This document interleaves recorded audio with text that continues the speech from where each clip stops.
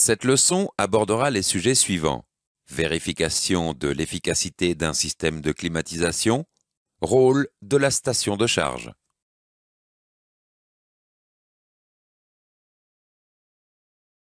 Voyons maintenant comment vérifier l'efficacité d'un système d'air conditionné. La vérification s'effectue en contrôlant la température en sortie d'un aérateur. Voyons d'abord la distribution, la répartition et le recyclage de l'air dans le véhicule. La commande de distribution permet d'ouvrir et de fermer le volet gérant la température dans l'habitacle. La commande de répartition d'air permet d'ouvrir et fermer les volets fournissant de l'air aux passagers. La commande de recyclage assure la recirculation de l'air dans l'habitacle.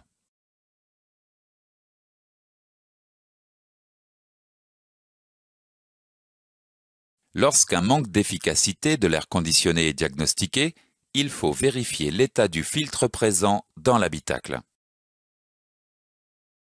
Le premier type est le filtre à particules. Ce filtre retient environ 90% de la poussière et du pollen introduits habituellement dans l'habitacle. Le filtre à particules est composé d'un support fibreux produisant un effet électrostatique agissant comme un aimant pour la poussière et le pollen. Le deuxième type filtre également les odeurs. Ce filtre à particules et à odeur contient du charbon actif qui absorbe les odeurs des gaz d'échappement et des résidus de combustion. Le colmatage du filtre entraîne une baisse d'efficacité du circuit d'air conditionné. Une fuite sur la boucle froide peut également affecter l'efficacité du circuit d'air conditionné. Les fuites sont détectées au moyen de deux détecteurs. Le premier est électronique et émet un signal sonore en présence de fluide réfrigérant. Ce détecteur doit être utilisé en premier lieu. Le deuxième est un détecteur par traceur réactif fluorescent. Le détecteur par traceur est utilisé en cas d'échec de la détection électronique.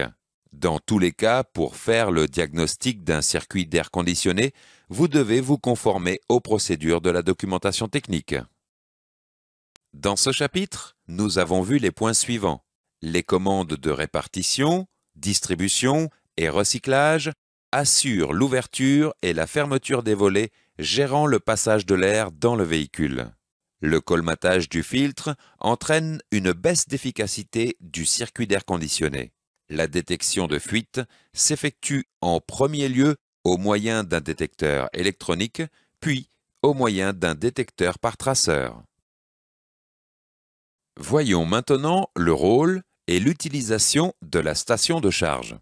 La station de charge permet d'effectuer l'entretien interne de la boucle froide de façon automatique ou manuelle.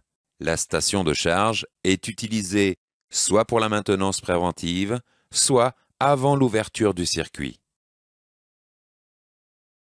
La station de charge permet d'effectuer les opérations suivantes: récupérer l'huile et le fluide réfrigérant car le dégazage dans l'atmosphère est formellement interdit, tirer au vide la boucle froide pour éliminer un maximum d'humidité et d'impureté, contrôler l'étanchéité et préparer la charge, charger le circuit d'huile et de fluide réfrigérant.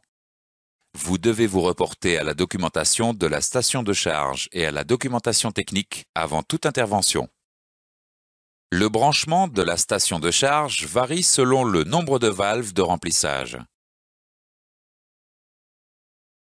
Sur cette boucle froide, équipée d'une seule valve, seul le tuyau haute pression de la station doit être connecté. Sur cette boucle froide, équipée de deux valves, le tuyau haute pression de la station doit être connecté sur la valve du circuit haute pression et le tuyau basse pression doit être connecté sur la valve du circuit basse pression.